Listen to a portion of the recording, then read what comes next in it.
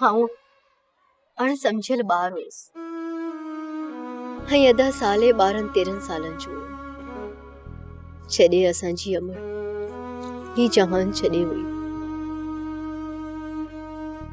अम्मा खां पोइ बाबे असांखे माउ बणिजी पालियो। गूंगो घणनि सालनि जो हुयो जॾहिं तव्हांजी अम्मा जी डेथ थी वई? सफ़ा नंढड़ो हुयो। अम्मा जे गुज़ारे वञण खां पोइ अदा गुलाम रसूल खे असांजी मासी खणी वई, उन्हीं पालियो। हो त तव्हांजो नंढपण माउ खां बग़ैर ॾाढो ॾुखनि ऐं सूरनि में गुज़रियो हूंदो। पीउ भले केॾो बि प्यार करे पर माउ जे प्यार जी कमी नथो पूरी करे सघे। असांखे त बाबे जो प्यार बि थोरे वक़्त जे लाइ मिलियो। उहो कीअं? बाबो ओचितो हिकु ॾींहुं गुम थी वियो। अॼु त हिन मिलियो आहे त किथे आहे। असीं वॾा थी वियासीं।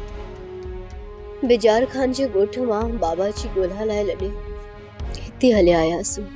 मूंखे इहा ॻाल्हि सम्झ में कान थी अचे त तव्हांजो वारिद साहब कीअं गुम थियो ऐं कंहिं करायो?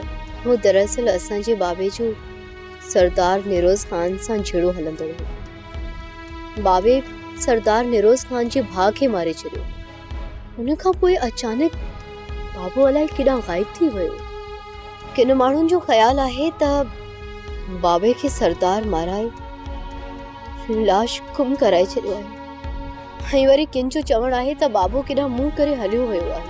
सरदार बिरजार खान खे इहा ख़बर आहे त तूं ऐं साले उन जे दुश्मन जी औलाद आहे? न चंड रुकी, कंहिंखे बि ख़बर न त हू असांखे जीअरो न छॾणो।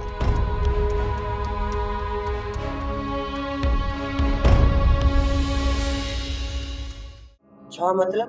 खान बहादुर असांखे हाफ फ्राई करण जो सूबेदार खे हुकुम ॾिनो हूंदो, न त तूं सोच सूबेदार शेरोज खान जे चवण ते खान बहादुर जो हुकुम कीअं न मञींदो?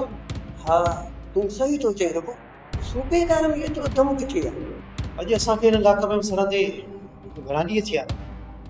हेॾी ख्वारी थियण खां पोइ असांजा घर बाती बि हथ कढी विया असां मां। ऐं जंहिं शेरोज खान जे करे एॾो मुआसी असांजो कुल एकादी बि न थियो।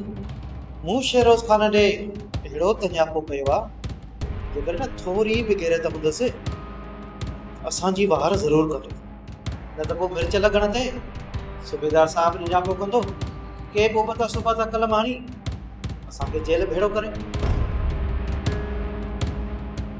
तव्हांजे लाइ ख़ुशख़बरी आहे, पिंजरो खुलण वारो आहे। तव्हां बसि परनि खोलण जी तयारी कयो। वेरुन जी वस्ती, वेरुन जी वस्ती।